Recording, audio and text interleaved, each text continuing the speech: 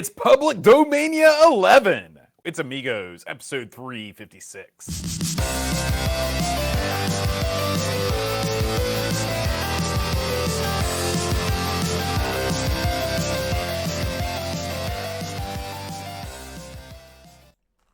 Hi, everybody. Welcome to Amigos. I'm John. And I'm Aaron.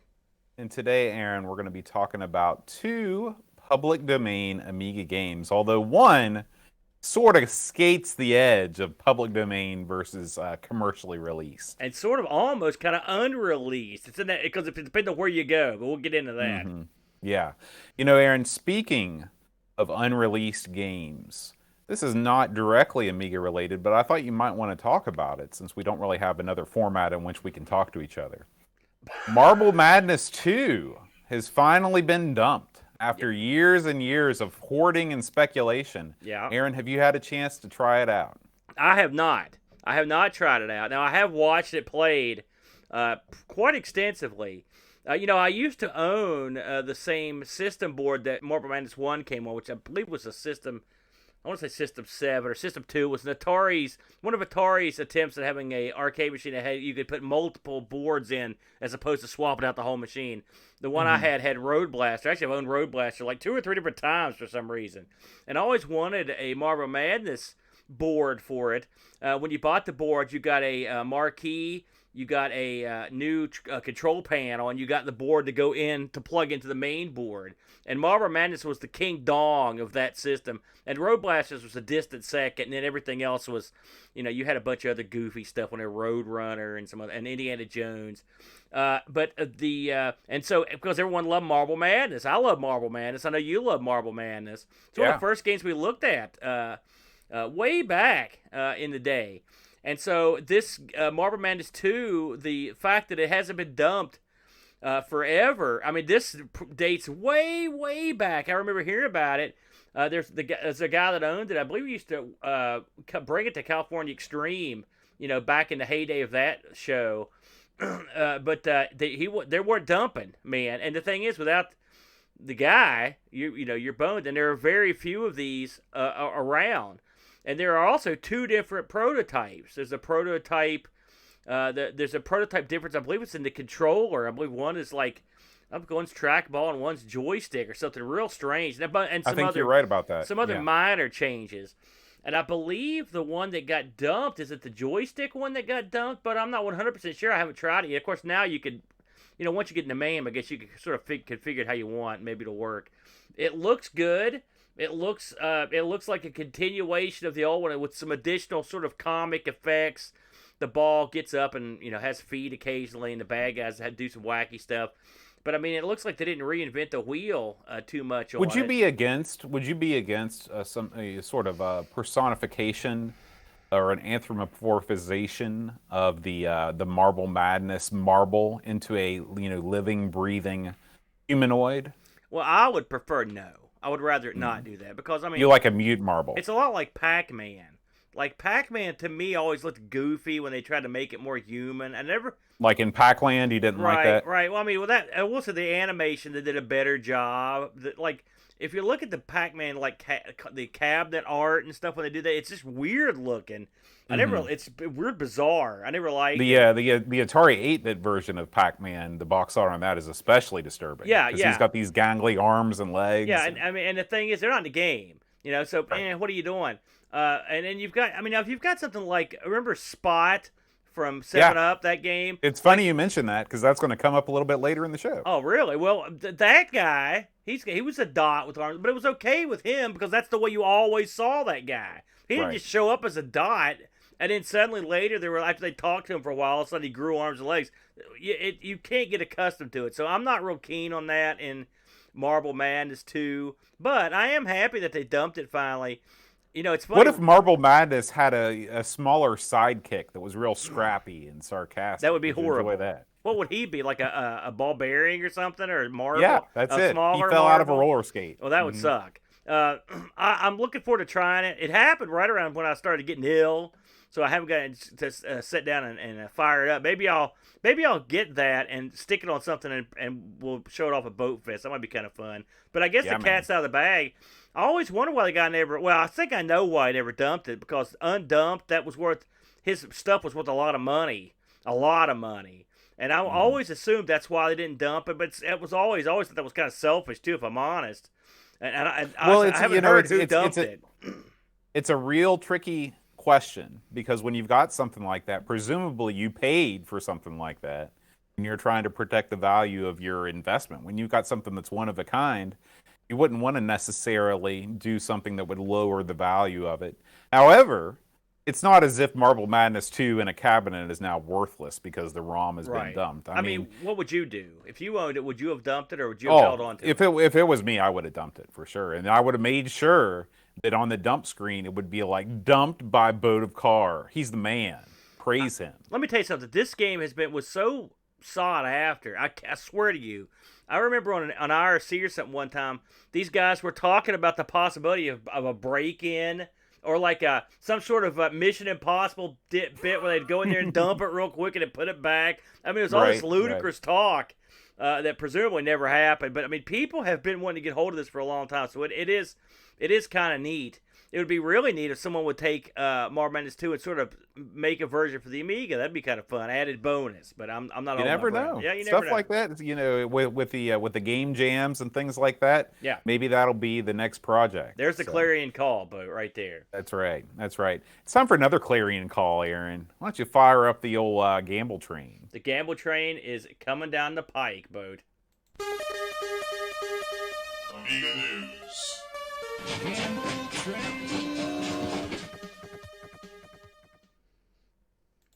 All right, Aaron. Our first story this week is a video from our buddy Ravi. Ravi Abbott We're has going to put take a together an Amiga computer buyer's guide. Okay, these are handy things to have, and this is of course updated.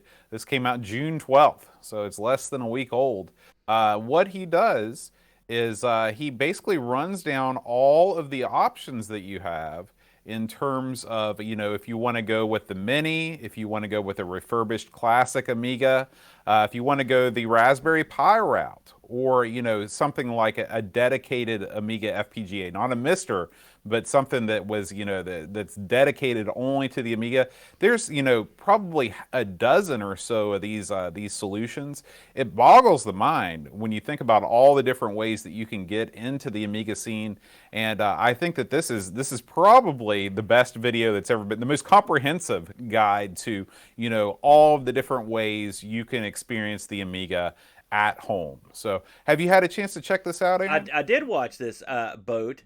And by the way, shout out to Ravi. I watched the DJ set he did live today from work, and it was great, as always. So if you ever get a chance, and Robbie said he's going to be a busy man this summer. He's going to be all over the place. He's doing sets in L.A. and all over the place. Oh So man. Robbie on tour. But all that said, yeah, I watched this. He does go through a lot of different ideas. In today's world, you're right. There are plenty of different ways to play the machine. Excuse me. And in my opinion, having watched the video and went through a lot of these things, if you are just wanting to play the games with no baloney, right? No baloney. A lot of people don't like it, but it's true. Amiga Forever is still which he covers is a comprehensive package that plays most of the games quite nicely. And that's one that I would recommend unless you're really going to get hardcore about it, because one of the things that a lot of these ideas have in common is they've gotten more and more expensive as this year has rolled on. And so a software solution right now in summer of 2022 is probably the way to go until some of these prices come back down from orbit. So if you could tide yourself over by just using emulation, I think Amiga Forever is the way to go. But he does a great job covering these. I did enjoy this quite a bit. Yeah, yeah. So make sure you check that out. And again, if you're listening to the audio version of this, all of the links on our news segment from every week, you can head over to Reddit/ or it's r/Amiga News on Reddit. And all of our entire news archive is here. Aaron, this next story comes to us from our buddy Neil over at Indie Retro News, and this is a new upcoming sci-fi racer for the Amiga. It's called Hype Runner. This looks very, very good, especially Ooh. if you are a fan of games like F-Zero, where it's a a 2D racer where you're sort of on a hovercraft. Um, this thing runs incredibly quickly. It says Neil reports that details are very sparse about what kind of Amiga specs are required, but he says that the game is probably going to be AGA, and Ho it looks ho. like it's about 50% complete. So I'm definitely going to be keeping an eye on this one. This has kind of got all the elements that I really like in terms of that outrun-esque choosing your own path, and that the multiple legs of the race. The backgrounds look really pretty, but the most important thing, of course, is the frame rate and the sense of speed. And this game certainly seems to deliver in that regard, wouldn't you say? Listen, this is the first time I've seen this one, Boat, and man, I can't. It looks great. It looks like it's got a little splash of road blasts we were talking about with a little outrun in there. And yeah, you're right. I can see a little F-Zero. I mean, that is some smooth action right there. It looks good. If they could put a game together out of what they've got here, that would be sweet. And this would be the kind of game that, man, people really love these sorts of games. And the Amiga really only has a couple games that fit the bill of this sort of high speed angle, the back angle and stuff. It'd be nice to see something like this come out. So yeah, I'm all for it, man. Yeah, yeah. And this is brought to us by a team called Raster Wizards, which is a Ooh, cool name. they're living So up to it so far. Very good, that's Bo. right. That's right. All right, Aaron. Our next story is this is a project called Lords of Time. I believe that this was a game that was thought to have been lost to time, but has been recovered.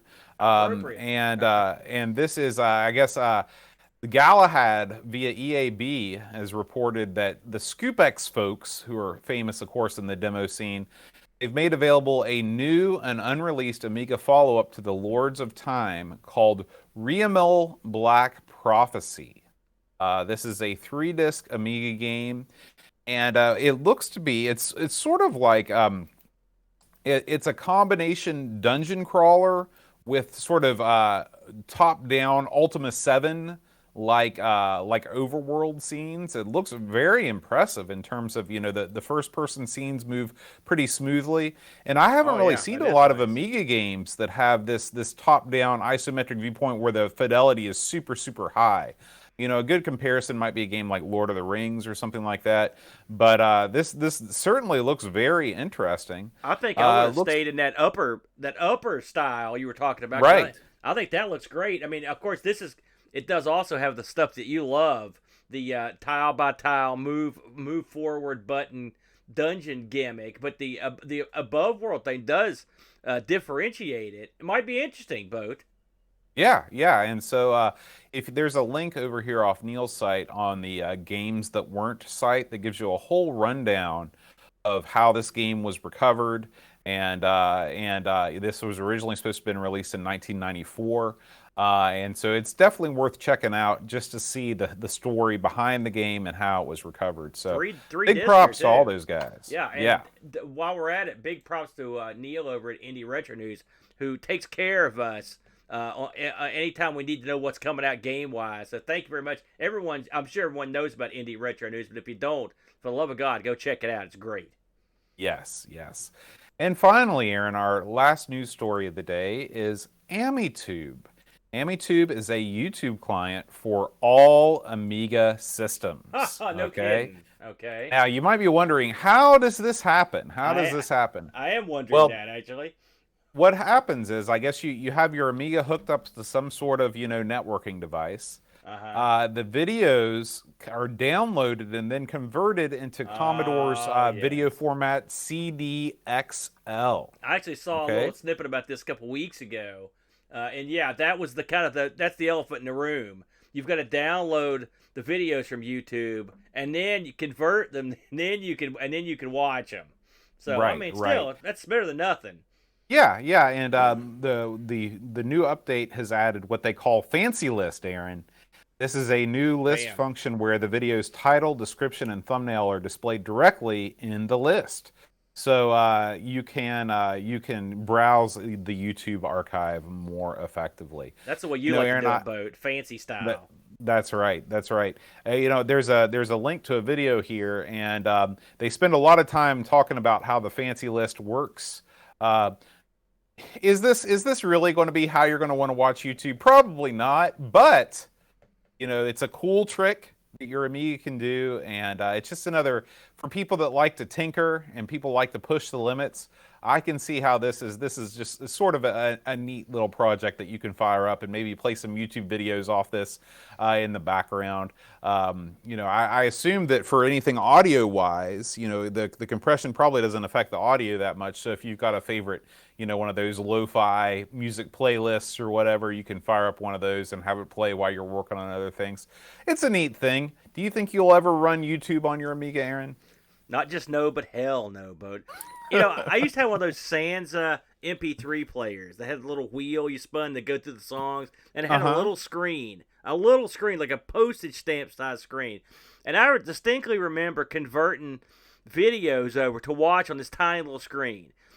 Which was stupid. It took forever to convert them. All right, sometimes they didn't work, but by God, I would do it. Wrestling or TV shows. So I'm not gonna mock, and honest, I'm not gonna mock you by doing this because I've done things far dumber than this that were far less effective that made much less sense. So if you're gonna do this for your Amiga, get you some YouTube videos, and kudos to the fella that put this out because hey, you're in there fighting the good fight, brother. That's right. That's right. Speaking of fighting the good fight, Aaron, it's time to talk about our buddy Frank over at Retro Rewind. I heard of him. He's fighting the good fight like nobody's business. I tell you what, guys, if you're listening to this show, you probably have one of the following computers: Commodore Amiga, Check. Commodore 64, Check. Commodore 128, Commodore 16, Handy Color Computer. If one of those computers is in your arsenal, you need to go over to Retro Rewind and find out what Frank can do for you. Anything from diagnostic carts, new EPROMs, new ROM sets, software, diagnostic harnesses. He's got it all for all of these systems. Everything from an accelerator for your Amiga 600 to an AV adapter for your Commodore 64. He's got all kinds of compact flash and SD card adapters for flash solutions for your systems. The Kung Fu flash cart for the C64. But that's not all. He offers a full suite of repair abilities. You can send him your system and he will fix it up, make it good as new, and send it back to you. If you like to tinker with stuff, he's got all the parts too. Whatever you need, you just send him an email. He will hook you up. Cap kits, other diagnostic and hardware equipment. There's SIM sockets, whatever you need. Like I said, Frank can do it for you, and he'll do you right, and he'll do you for the right price. That's Absolutely. right, folks. You can go over there, load up your cart with goodies, and then when you check out, make sure you use the promo code Amigos10 at checkout, and you can save yourself 10% off the already incredibly low prices found over at Retro Rewind. And of course, if you are coming to Boat Fest this coming week, Frank and his boys will all be here. His boys being Jason Warnes and possibly others. Those are his boys. Yeah, Is that's El right. Curtis boy also his boy? He's sort of a boy in training, I think. That's an old boy. It's an old boys club. That's what they call I Retro see, Rewind. I see. So they will be in person. You can bring them your hardware, and they will diagnose it, and you'll even be able to fix it there on the spot. They're going to have a table set up. They're going to be doing repairs in person all weekend long. We do appreciate Retro Rewind for being a sponsor of Amigos, and we hope that you will find them a useful partner in your retro journey. Before we move on, Boat, since you brought it up, should we go ahead and one last time talk about Boat Fest a little bit before the deal goes down? One last time. Aaron, we've been talking about Boat Fest for, going on half a year now, more than half a year. It's hard to believe that 1 week from today, we will be inside the Holiday Inn Express Conference Center in lovely Hurricane, West Virginia, surrounded by thousands of our greatest compatriots. Well, thousands may be stretching it. Dozens. There will be tons of people, dozens of people We'll be playing computer games, playing the virtual pinball machine, talking, having a good time, reveling, and hopefully watching us, because around this time we'll be recording Amigos live for the BoatFest studio audience. Aaron, what are you most looking forward to about BoatFest? You know, this is a cornball response, but I'm not going to lie. I have talked to so many people over the years and not actually met them. So that will be fun for me. I'm trepidatious. I'm nervous because I've never done anything live like you did that stuff in Ireland. So it'll be weird to do shows live, but I'm excited about it. I'm excited to see Flack come down. That'll be a lot of fun. We're gonna have a lot of real good buddies there, and that's gonna be a lot of fun. I'm looking forward to playing just a lot of games, having all the systems spread out, seeing what people bring. It just should be a real good time, and it seems like we've talked about it forever, so it'll be fun for it to finally come up. And I hope everything goes well, and we have a great time. I suspect we will, Boat. Absolutely, absolutely. So one more time, if you are interested in coming to BoatFest, there is still a limited amount of tickets available. You can go over to boatfest.info to see the full schedule and to get your own tickets. We hope to see you 1 week from today over at the Holiday Inn Express. Very good, very good. Shall we get into the games, Boat? Let's get into the games this week, Let's man. start off with a sweet little game that I like to call the T-Racer, Boat, or Tracer, if you will. What do you call it?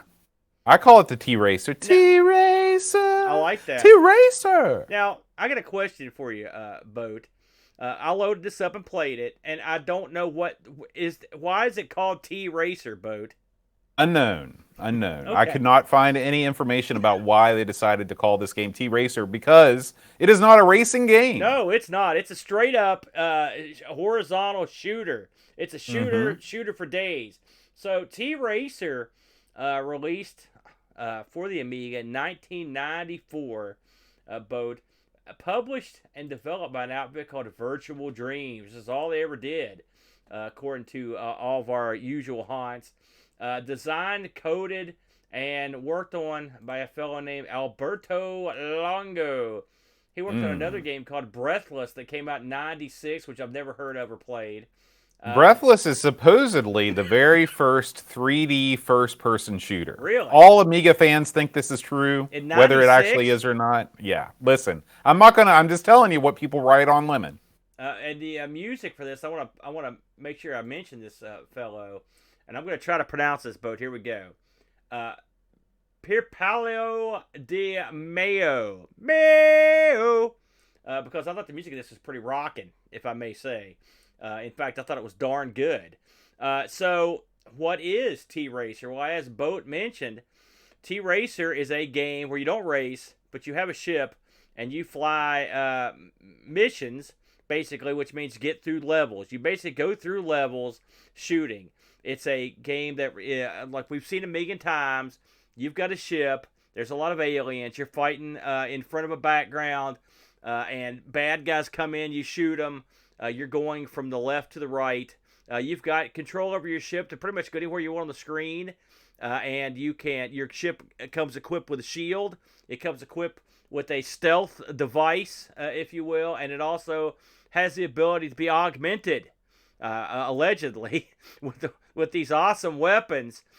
Boat, your initial thoughts when this came up, because I mean it comes up like pretty nicely, I thought. You know, when you start playing this game, your first thought is, boy, this is a public domain game, because this is pretty good. It's pretty good. This is an ECS OCS game, and the colors are just out of this world. I mean, it's another nail in the coffin for poor old AGA, the chipset that couldn't. Oh, this is a beautiful, beautiful game with lots of gradients in the background. You've got multiple levels of parallax scrolling. You've got a really neat 3D effect with the clouds.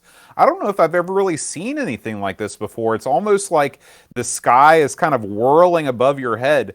It's demo-y. And it is. It's very demo-y. It reminds me of stuff I actually saw on the PC. And some of the scrolling on this is very Lionhearty, which is a good thing. They do a great job with the backgrounds and the sky and stuff. That part, the music, check. The backgrounds, check. The colors, check. All that stuff, good to go.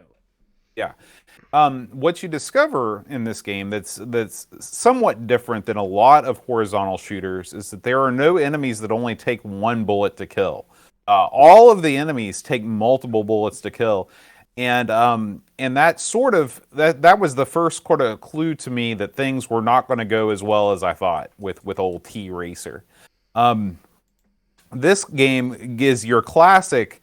We're going to throw not one, not two, but several dozen of the same kind of enemy at you at one time. This is it kind of reminds me of like Agony is sort of the same sort of deal where the enemy patterns are just sort of these geometric patterns. They don't really seek you out all the time. They just kind of go about their business as you go along. The weapon upgrades in this game are in like in most Euro style shooters. They are essential. If you miss an upgrade, it's bad times. And I'll tell you, one of the things about T Racer that is really unfortunate is that the power ups are always found in the same enemy in the same place every single time, which is good if if you've memorized the levels and you know exactly where it is and all that stuff. But if you miss that one power up, you can't pick up another one in the stage later on. It's not like other shooters where power ups just kind of happen all the time, and some of them you get and some of them you don't get. That's unfortunate. But my overall first impressions of the game were fairly positive. In terms of the gameplay, the graphics. For a public domain game, this could have been a commercially released game, in my opinion.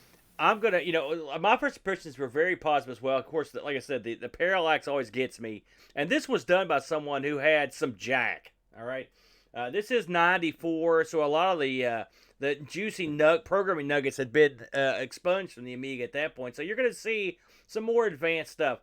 This game had everything going for it, but in terms of the visuals, the sound, the music, I liked everything about it. The control was fine, but like so many games of this type, this is like what happens if you put together one of these sorts of games without really knowing what you're doing. I'm not going to bury Alberto Longo or the people at Virtual Dreams, but this game hates you and everyone you've ever loved. When you go to the option screen, you can pick between easy, medium, and hard. You can change how many guys you've got, which I did. I put mine, and maximum you can have 7. I put it on easy. So on E, and boy, Boat, how many times have we talked about this? On easy with 7 men, I feel like I should be able to make some progress. Okay? You should be able to get off the first level. And I eventually did. Okay, don't get me wrong. But when you have no men left, and it took everything you had, and also getting off the level wasn't fun, which I'll get to, but the game is too hard. Now, what makes this game too hard? Well, Boat sort of nailed it. This game has what I would say is a robust augmentation for your ship. The problem is getting these augmentations is nigh impossible. I had all kinds of trouble getting extra goodies for the ship, and when you don't have them, you can still keep going. You just get crushed, and it's not fun. Now, to the game's credit, it gives you shields, unlike a lot of games where it's just a one hit, one kill, which that would have made this game unplayable. So they had enough common sense to do that. They gave you the stealth mode, which the stealth mode effectively is sort of like temporary invulnerability when you hit the button, and it just runs out. You hit the button to turn it on, hit the button to turn it off. All right, so it helps. Okay, once I learned how to use stealth mode, I used it liberally against the quote unquote bosses that I encountered. But the game's run-of-the-mill, like, geek, like, attackers, like, the patterns they fly are cheap. They'll come at you from the bottom and the top. You can't see them coming. They'll come from behind occasionally. Sometimes when you're fighting these guys, they'll be cruising along and they'll just suddenly accelerate right into you. So you take a lot of, like, hits to your ship that are just, they feel real cheesy to me. This game has in-level bosses, multiple bosses, depending on what level you're on. but the bosses are frustratingly tough. They're not necessarily that hard to hit, but it takes like 4 million hits, and if you don't have an augmented gun, it takes 10 million hits to kill them. And it's real frustrating, and it's not fun. And when you die on them, you affect because you have to get past them.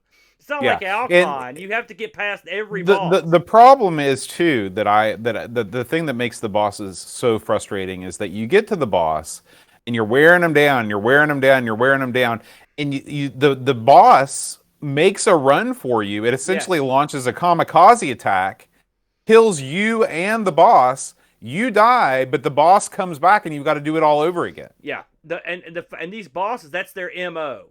Like they'll shoot, they shoot all the time, but also they just run into you.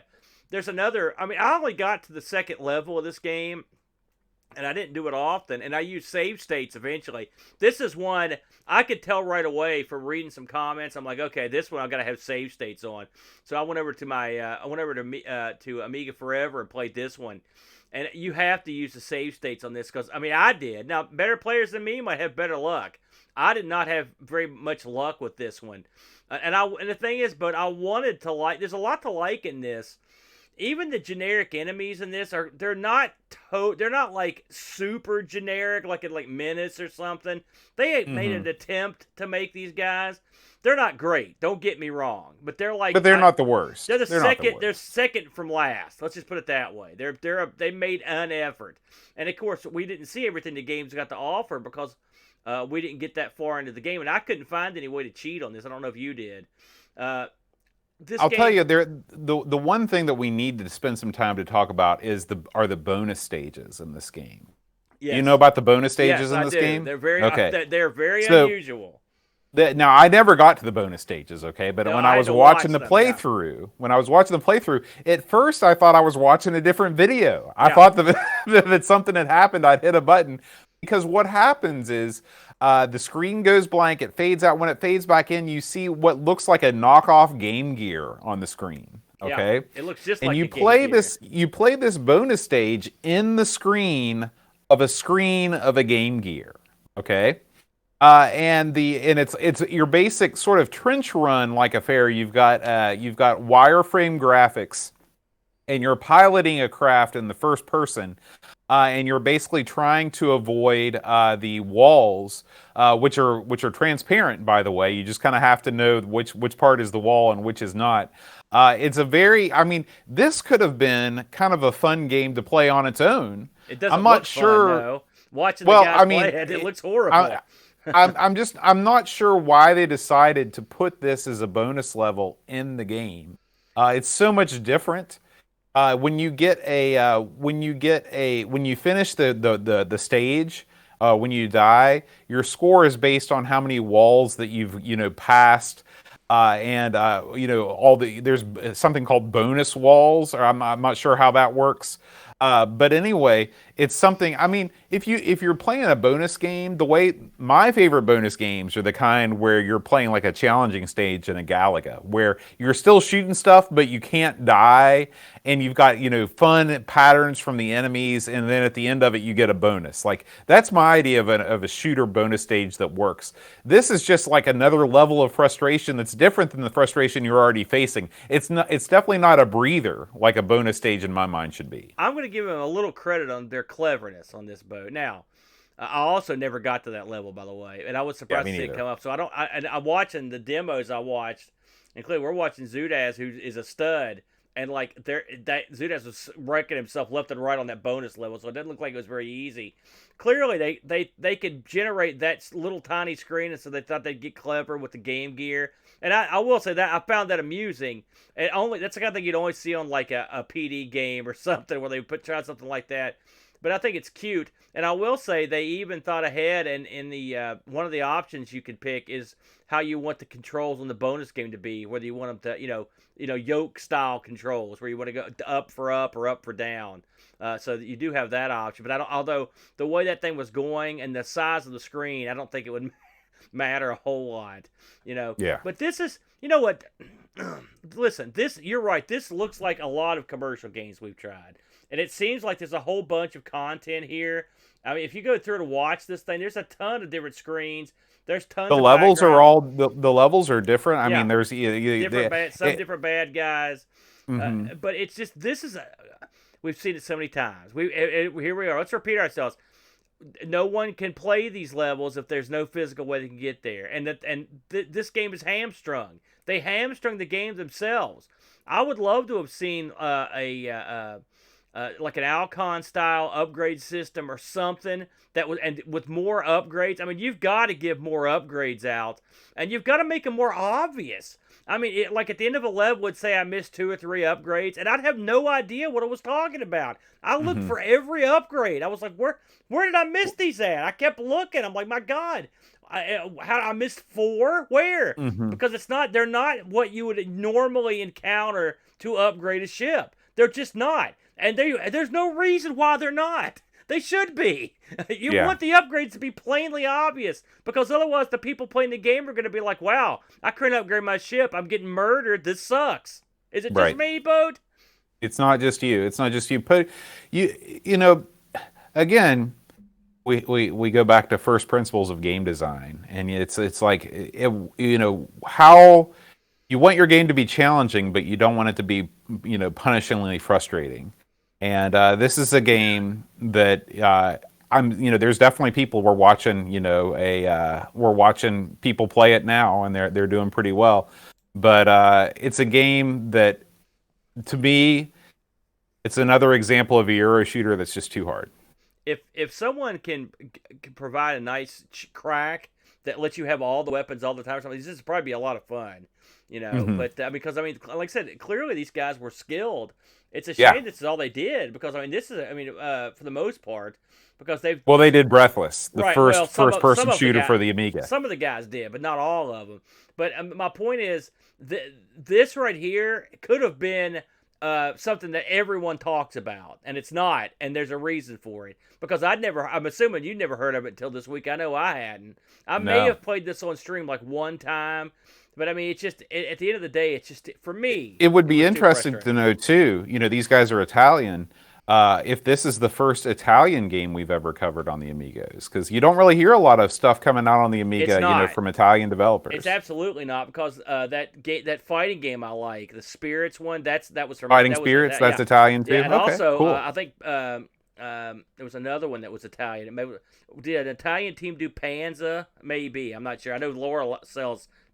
Published it, but it seemed like it was maybe done from an Italian squad. So yeah, they've done a few things, but this is good. I mean, and so far everything I've seen from Fighting Spirits and this, if the Italians have this kind of jack, we needed more stuff from the Italians. I'll tell you that. Absolutely, right now. absolutely.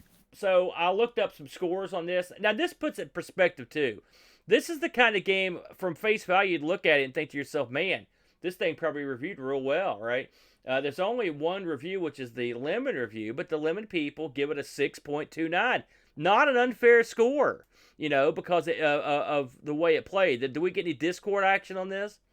Yeah, we did. We got one Discord review, I'm pretty sure, as I'm spinning that up here. Looks like it came from Pajako. And Pajako6502 writes, at first glance, I couldn't believe I was looking at a PD game. I'm going to take a break here, Aaron. You didn't see anything about why this was a PD game and not a commercially released product, did you? I did not. Okay. He says, it seems pretty polished and playable, with the player movement and scrolling running buttery smooth. Sadly, though, it seems like the developers put more time into the tech than the gameplay.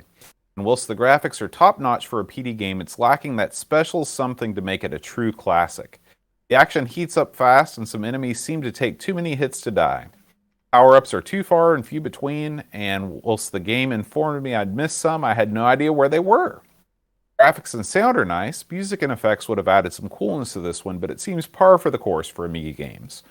For a PD game that is essentially free, this is pretty good, but it ain't no Project X. Certainly worth checking out, but not a keeper for me. 6 out of 10. There you go. I think that's which falls in line with Lemon. So there you go. This one, listen, and I've just stumbled across some cheats as I was looking through some stuff here. If you want to try this game and cheat, I think there's fun to be had. So this is one that we didn't give it a glowing review or anything, but I would give this one a whirl, especially if you're a fan of the genre, and you may be able to find some joy in this one, Bode. Shall we move on to game number 2? Yes, please. So, Bode, I'm going to let you talk on this one. This was Infection, Bode. Yeah, so Infection is it's an interesting game. I would call this, well, before we get into what it is, let's talk about who made it. So this was written by two guys, Dave Kruback and Craig Galley, of an outfit called Wise Owl Software. You ever heard of Wise Owl Software, Aaron? Cool name. No, I've not heard of Yeah. them, Bode. This came out in 1988 for the Amiga, the Commodore. Or, I'm sorry, it didn't actually come out. So this was a game that was developed for the Amiga, the C64, I believe, the Atari ST, in 1988, and it was sent out to be reviewed, but it was never released. So this game sort of languished in obscurity for many a year. Now, about 7 years down the line, in 1995, Amiga Power released this game as a cover disc game, and there was an outfit called Digital Wizardry that kind of they kept the same core gameplay, but they made some tweaks to it to make it a little bit better. The original version of this game was rediscovered and released in the year 2000. Yeah. So this is a relatively newly released game, although the year 2000 is not as near as we sometimes think it is. Yeah. But the version that most people played, I have a feeling, is the Amiga Power version. Okay, so let's talk about what Infection is. Let's talk about the first version first, and then we'll move on to the second version, because I think that's the way I've discovered them as well. Okay. So in this game, it's very similar to a game that was bundled with lots of Windows 3.1 era PCs back in the day called Othello. Okay. And in Othello, you have blue and red squares, and when you click on a square next to one of your red squares, a red square or a red circle will appear, and it will make any adjacent blue circles also turn red.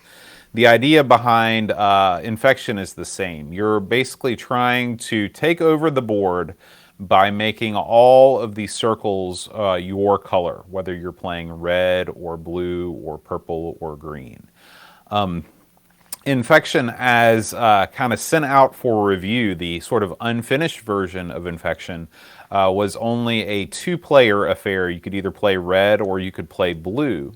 What you did was each player started out with two circles at opposite ends of the board. And every turn, you can either you can grow another circle, or you can jump your circle one space or multiple spaces to sort of to take over what other blue circles might be there. So this is a very sort of difficult game to conceptualize as I'm sitting here trying to describe it. That's why I pitched it right to you, Bode.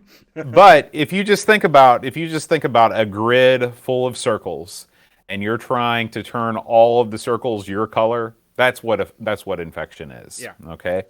So, Aaron, what were your first impressions of not just the gameplay, but just sort of the user experience of Infection, this first version? You could tell when you booted it up that it was not sharp, polished, I guess.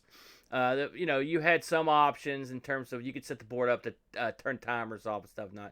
But it's funny. I've never known how to play Othello. I'm not gonna lie to you. And so I don't. I always fired it up and I'd be like, boy, this is lame, and then I turned it off immediately because I don't know. Is this exactly like Othello, or is it? No, Othello? it's not exactly like, because I don't think Othello includes like a jumping mechanic where you Okay. can jump your and the idea is that you can jump your piece, Yeah. but you don't grow another one if you jump it. If you click on a circle adjacent to yours, you'll keep the original circle and grow a new one, versus if you jump your circle, then your guy leaves that place and goes to a new place. This is, I have to say, when this came up, I'm like, oh god, some kind of puzzle game. But I actually, and I'd say also, I didn't play the more advanced version. This one I did watch some video of it. I didn't get to play it, and I will say that of course they're both practically the same with a few extra bonuses. But this actually was kind of fun in a weird way. It's got this sort of like I played it without having any idea what I was doing. No idea, okay? And you learn quickly. I mean, you don't need to read the docs. You're going to learn pretty fast how it works. And then after that, you're just sort of trying to figure out your techniques. Where's the best place to put my dot? When should I jump? When should I just expand? And you're watching what the computer does, and the computer has its certain technique, which it works. But the first time I played this, I lost, but I actually won my second game. So the computer's beatable, and it's a game that sort of will come down, for me anyway, I don't know about you, but for me, it almost always came down to the last couple moves. I never jumped out to like an insurmountable lead, and sometimes the computer would jump out to what I thought was an insurmountable lead, but I could usually crawl back in, to make it closer. Mm-hmm. It's a simple game. You're right when you said this is the kind of thing you would give like when you bought Windows or something, like sort of like those games that come with Windows, like Solitaire or whatever.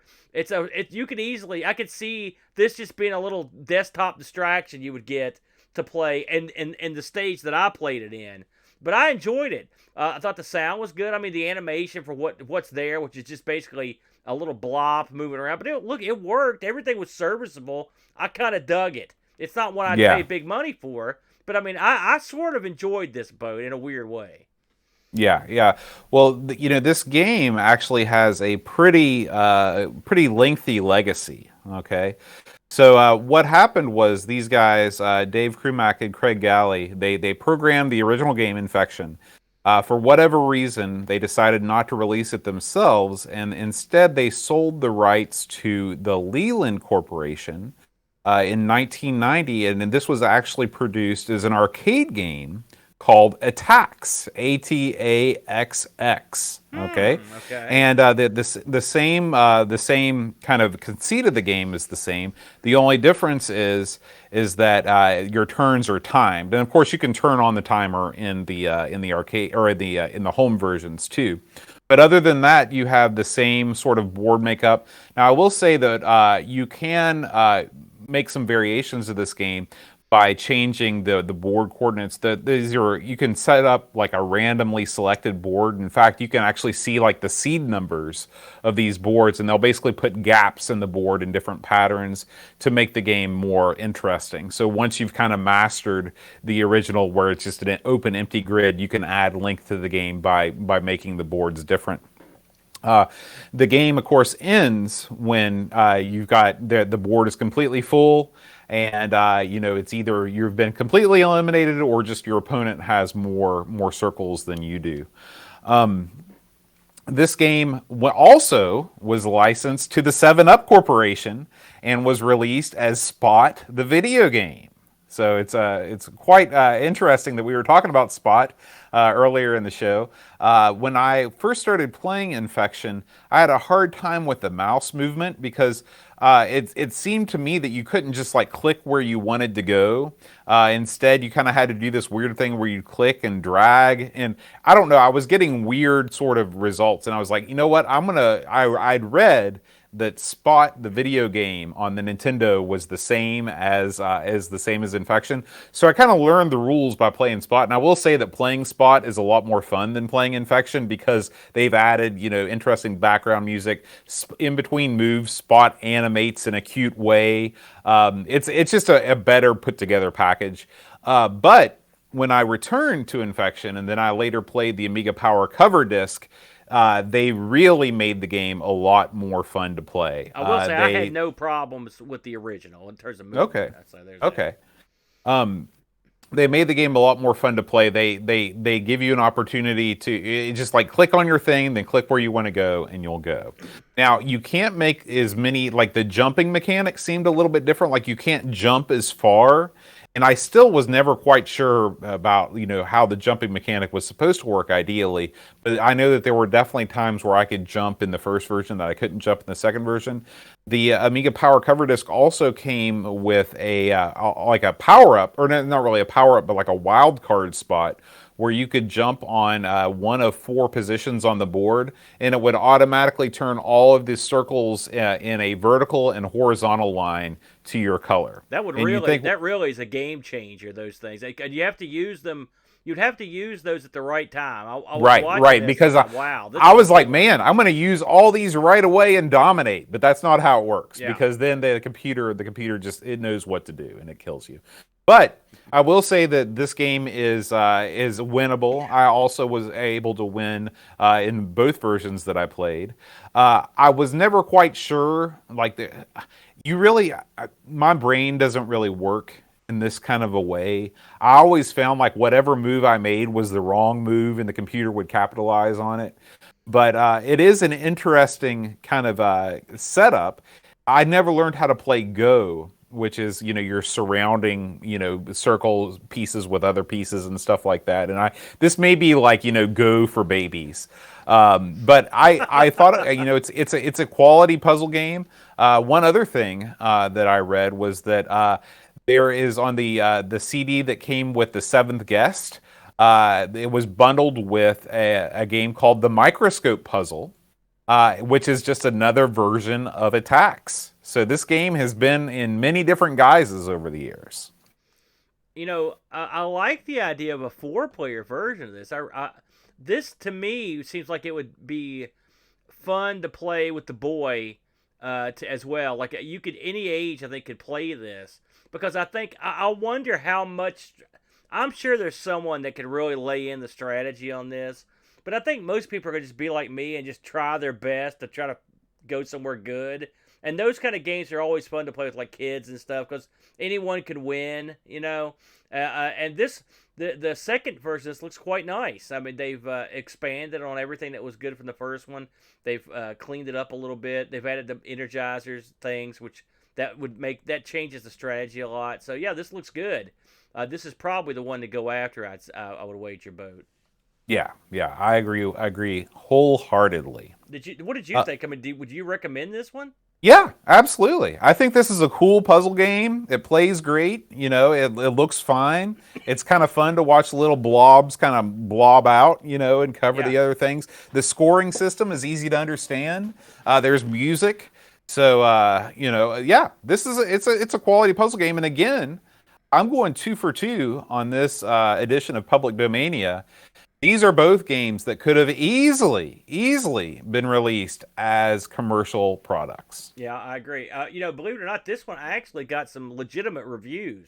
Both Amiga Format reviewed this in November of '89, gave this an 83%, and The One reviewed it in October of '89 and gave it an 89%. So those are pretty good reviews that we get in the action on the Discord. We did. Pajako writes, I played the first game and didn't know what to do, and I won. Then I figured out the gameplay, and I'm thinking about it, and the computer keeps kicking my keister. The game does have that one more try quality, but if I'm honest, the jump move is a little too powerful and makes the game balance easily tipped. That said, for a PD game, the graphics and music are passable, and I could see myself playing this on my phone to while away a train journey or two. Good fun. Don't think about it too much and you'll do fine. 7 out of 10. Jazz Dog. We welcome Jazz Dog with his first review. He says, if you enjoy tactical board games but have no friends, you might finally be in for a spot of luck. Not only does the Amiga have no sense of smell, it is more than willing to sit non-judgmentally with you all evening, challenging you to game after game. This game is likely best enjoyed as a hot seat experience, but the AI is more than capable of replacing any real-life friends you do not have. On the lower setting, the AI can be quite foolish and offer plenty of chances upon which to capitalize. Cranking the AI to level 6 presented an opponent I was not able to overcome, although I enjoyed the attempt. Stuck somewhere between chess and checkers, the tactical puzzle offered by Infection will hit a sweet spot for some. This is a fine game to enjoy along with your dinner for one. 7 diseased blobs out of 10. Oh man, There you go. We love you. We love you, Jazz Dog. You've That's got at least right. 2 friends, man. And finally, Pixels at Dawn writes, I really only played the Amiga Power cover disc version of this game back in the day, but I find I can appreciate both versions for different reasons now. The Amiga Power version has some quite obnoxious sound effects, and I probably prefer the capture rules of the original better than the clone. But the clone has a lot more variety of game modes and options and is better set up. Regardless, I really enjoy the gameplay of both. It is so easy to get yourself into a cascade of disaster, so strategy is super important. Not much variety, but definitely has as much worth some playtime, today as it was 25 years ago. Go for it. 7 out of 10. There you go. Very good. Yeah. I think we got a couple big dogs right there. I mean, Mhm. again, not without their shortcomings, but Right. they were both. And I will say, infection. It's something this simple shouldn't be this interesting to me. I mean, it really Right. is dumb guy simple. So maybe that's the appeal. But I did quite enjoy it, but. All right, Aaron. Well, why don't we leave our public domania until the next round and talk about what's been going on in the community this week? I feel obligated. I was a little ill, under the weather, boat last week, and my brother's basement flooded. And so, guess what? That seems to be a regular occurrence. Yeah. And so we didn't record an ARG Presents this week. So we will be recording on Sunday and releasing the game of the week. In this case, it's Same day release, right? No, this is gonna be a same day release, and this one I think this week is coin op ROM swaps or ROM hacks. But I thought, hey, I'm gonna suggest a show from our archives. And so if you're an ARG fan, and I do this on behalf of Brent because I know he loves the Action Max. So please, if you haven't seen it yet, go way back to ARG Presents Volume 33 or Episode 33, where we tried out the Action Max. Is that the one where you play Pops Ghostly? That's the one where we play Pops Ghostly. I own an Action Max. I've got almost all the games for it too, but I'm missing like one, I think. But I had so much fun on this episode, mostly because I knew Brent hated it. So if you want to see, also you can go back and check out what it was like like way back, because it seems like we filmed this a million years ago. So I just picked out one randomly there. A lot of people are begging for the Action Max at Boat Fest. A lot of people are begging for that. They're boned because the Action Max doesn't work that good, Boat. It does not work well. I can tell you, they'd be begging for it until I had to drag out a VCR and a CRT, and then we tried to play this old ancient beatdown system on it. It did not age well. That's why I just enjoy the through myself and Brent vicariously as we give it a shot, Boat. So, all right, ARG Presents. We will be back this week. However, we did have some other action this week, Boat. Why don't you tell the people about a little thing we did called the BAM Atari ST Show? Yeah. So the Atari ST Show is back for big episode 6. We did Space Racer, which is this is also in that sort of F-Zero vein where you're racing a futuristic hover car around various tracks on different planets. Not the best game in the world. I'm just putting that out there right now. But there was some kind of neat stuff in there, and it's worth a listen. This is one also that we broke our rule unintentionally. Space Racer did get an Amiga port. So if you are familiar with the Amiga version and want to know what the ST version was like, check it out. It was a good time. The Atari ST Show. Who broke that rule? We all did. I never break any rule. It's my show. As far as I'm concerned, we did a great job. I will say, for all those people out there that are like, oh, the ST, guess what? The ST and the Amiga have a lot of things in common, and one of the things they have in common is putting out games that just barely miss the mark. And so, if tune into this one, you can see what I'm talking about, Boat, because this one just barely missed the mark. Now, I've been sick. You may not have heard this, Boat, but I've been sick for the past couple of days. I've heard something about that. So you think to yourself, man, I bet the Amigos Stream Team channel hasn't been getting any attention. Wrong!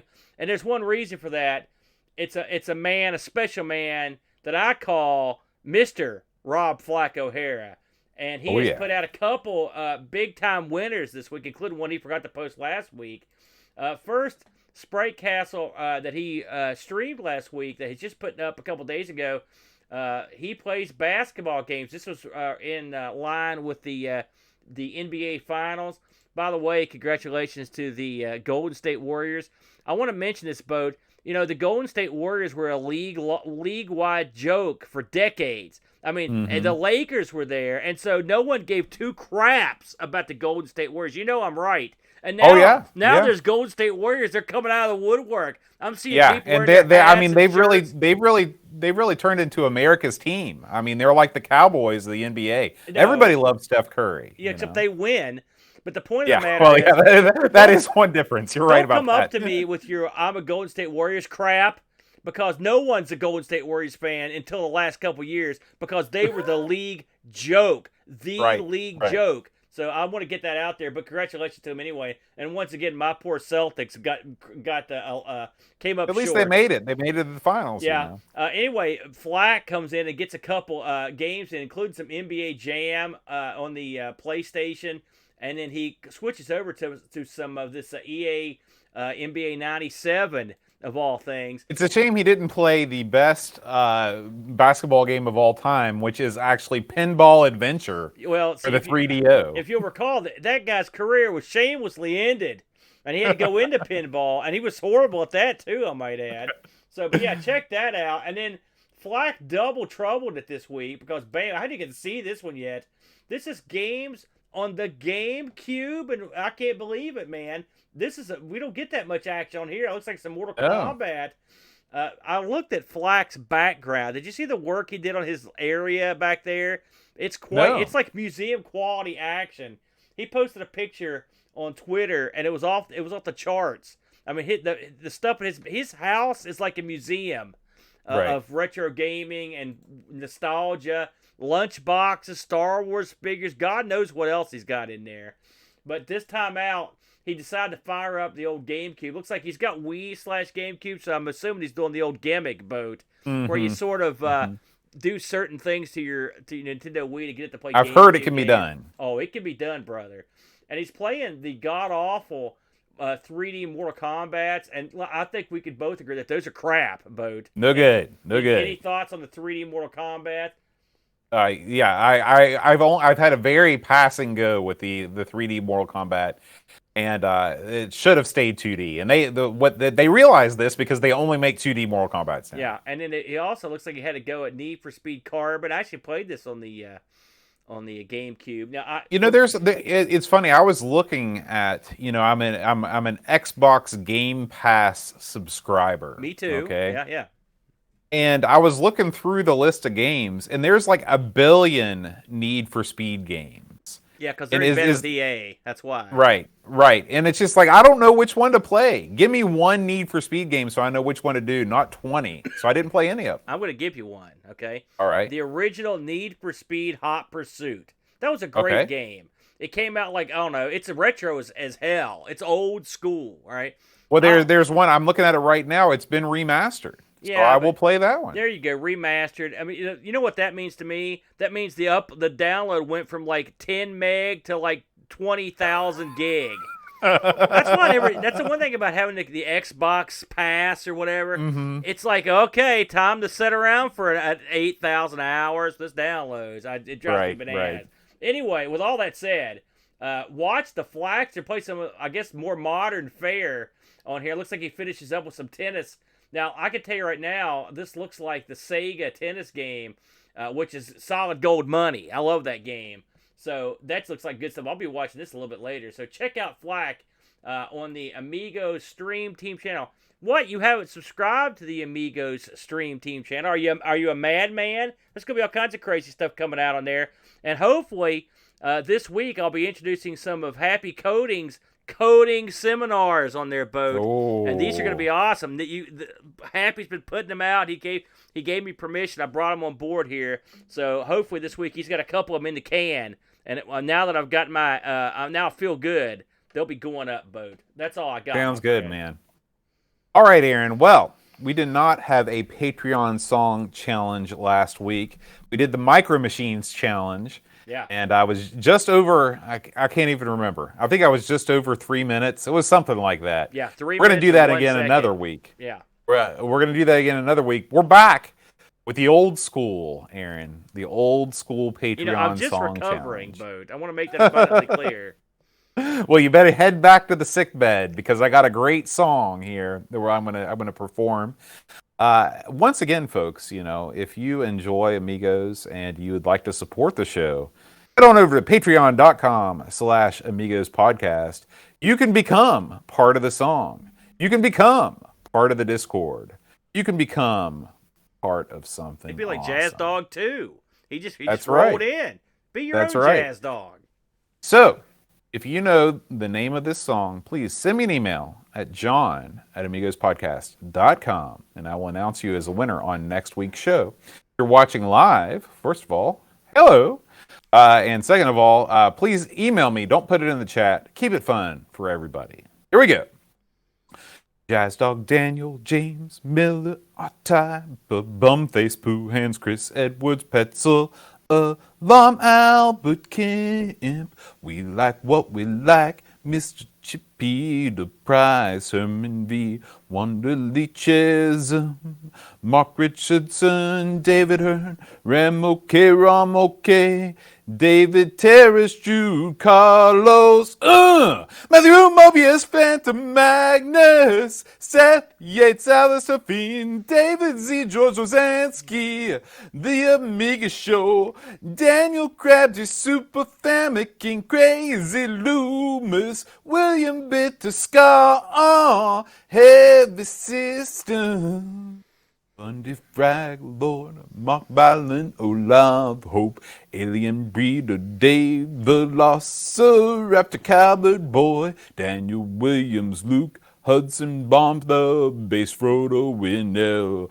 Soul Incisor, Tech Mage, Jurgen, Mr. Cola, Bernard Lucas, Jerry Dennington, Zork Club Reflection, Simon Best, Captain Crispy, Kilobytes, and Caffeine Gary, Heather Free Lunch, Kate Fox, David Pickford, Cameron Armstrong, Andy Jones, Lobsterminator, 10-Minute Amiga Retro, Cass, Bernard Quinn, RMC, Team Drew, Joseph Harrison, Kyle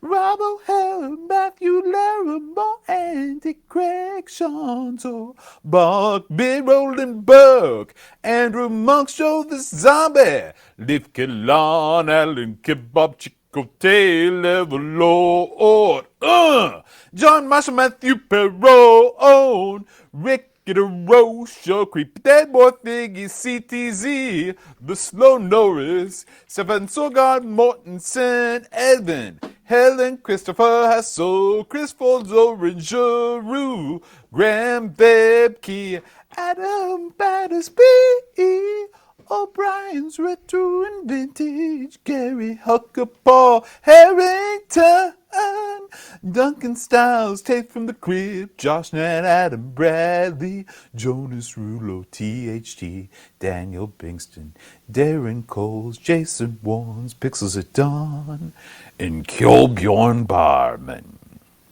Man, we got to finish this up before the ambulance arrives. That was... I swear to you, I don't know what song that could possibly be. I didn't catch any tune in that. Was that All right. Experimental jazz or something? What the hell? Well, was it's sort of Spinal Tap Mark II. It's felt a jazz like a Spinal odyssey. Tap. That's exactly how they feel. All right. So, also, we can't, Aaron, forget about the fine folks who watch us live every Friday evening at around 5-ish. And subscribe to us on Twitch, our Twitch subscribers. So we want to give a special shout out and thank you to Krabs MTG, Darkwing 602, Steve Burtz, Real Retro Dude, Milo Loves Chocolate, Wing Chun Wolf, Edvin Helland, Oil of Hope, Explorer, Back to 8-Bit with Hermsky, Rob O'Hara, Jigglebox, Retro Jerry, Happy Coding ZX, Imcron, Lamatza, Jabasoft, Still Adolescing, Warped Metalhead, RetroRewind.ca, Frodo NL, 48K RAM, Grizzla, YOLO Wookie, Mitsuyama, Data Ombre, Texas Foosballer, Pixel Rages, Holy Guacamole, Blue Train, Luminate 08, Twilight Zoner, Christian Russell, Dan versus Donuts, Amiga Live, MD Four Shoes, Amy Steph, John Marshall 3, Buck Owens, Crusader Bastard, Beach Bum 7, Blow Jellyfish, Butterbird, Paco Take, Eeyore 4077, and Mash Pie. There you go. Well done, Bode. All right, Aaron.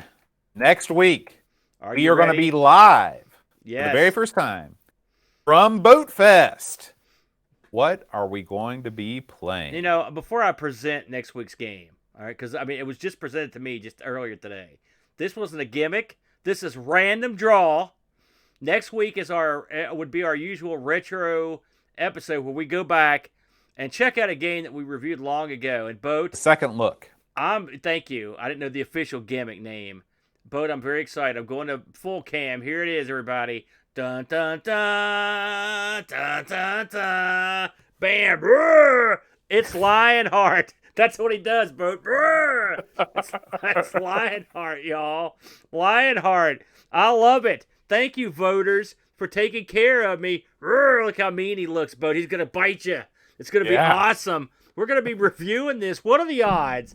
Sweet, sweet, merciful Lord. Thank you so much.